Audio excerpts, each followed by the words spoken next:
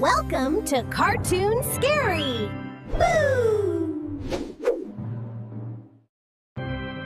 At exactly the stroke of midnight, the cold air in the Singha Mansion's corridors dropped to a sudden, unnatural chill.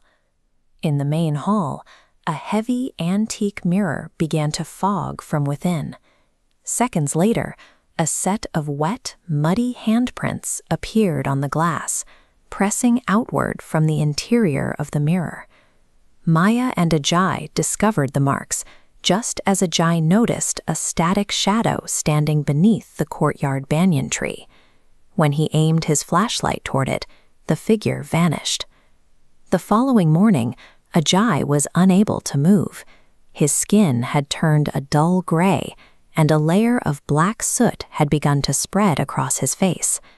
This chart tracks the soot's migration across Ajay's body. It maps a linear depletion of his life force, providing a clear window into how much time remains before his vital functions fail.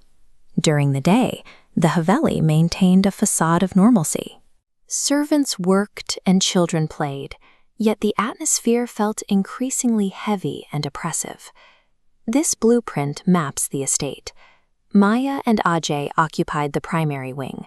Adjacent quarters housed cousin Suresh, forcing constant proximity as tensions grew. On the far property edge, the gardener Kaka lived in a small shanty, physically and socially isolated from the main house.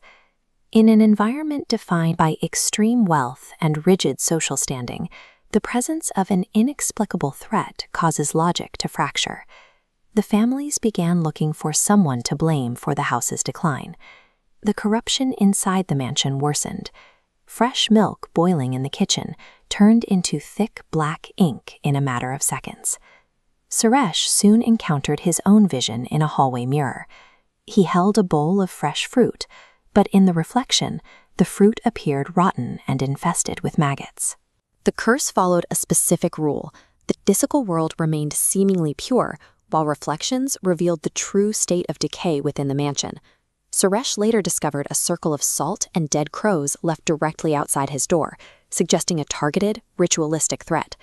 This environmental dread forced the group into a state of panic. They needed a tangible target to confront, rather than an invisible force they couldn't control. Suresh pointed the family toward the gardener. He claimed Kaka's habit of whispering to the trees at night was evidence of black magic intended to drive the family out. Led by a frantic Suresh and a weeping Maya, the family formed a mob and marched toward the isolated perimeter shack. They burst into the room and found Kaka surrounded by strange herbs and old scrolls. To the mob, these items confirmed his guilt. Kaka tried to point back toward the main house to deliver a warning, but he suffered a massive heart attack and died instantly. Immediately following his death, a window pane in the main house shattered. This flowchart maps the error in the family's logic. They assumed that because the gardener possessed occult items, he must be the source of the curse. Despite Kaka's death, the soot on Ajay's face continued to darken, proving the threat was still active. A local tantric arrived at the mansion soon after. He ignored the family's accusations against the dead gardener and walked straight to the hall. He threw holy water directly onto the surface of the shadow mirror. The glass immediately rippled, heavily distorting the image trapped within.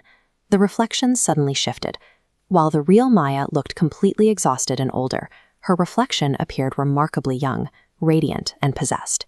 The tantric identified the herbs and scrolls in Kaka's shack as components of a containment protocol. The gardener had been using them to keep the reflection trapped safely inside the mirror. Maya was using the mirror as a conduit, siphoning Ajay's life force to maintain her own youth. Maya relied on her image as a grieving wife to keep suspicion away from the hall. By letting the family focus on a convenient outsider, she ensured the ritual continued undisturbed.